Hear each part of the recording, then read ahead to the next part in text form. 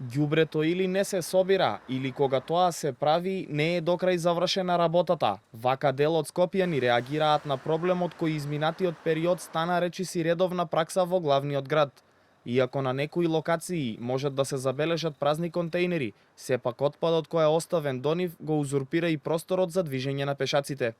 Во ваква состојба се скопските улици веќе подолго време. Контејнерите се испразнети, но различниот отпад се уште се наоѓа на тротоарите до самите контејнери.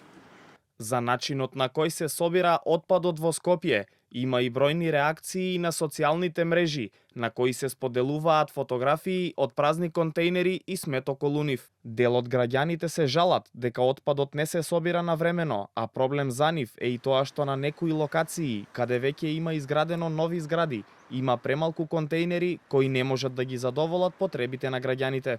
Контејнерите ги чистат, другото го стават. Бетер од ова. Ние имаме канти таму. Помала зграда е, бетер од тука е. А кај вас се чисти редовно? Од другата страна? Не. Треба сите да реагираме.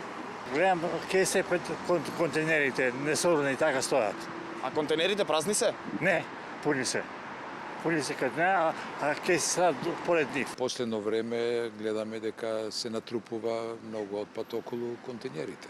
Ова е навистина срамно. За главен град на една држава недозволено. Главниот град изминатиот период се соочува со проблем на ненавремено и нецелосно собирање на сметот. Сепак од комунална хигиена пред 2 недели, иако признаа дека се доцни со собирање на сметот, порачаа дека ги вложуваат сите напори тоа навремено да се заврши.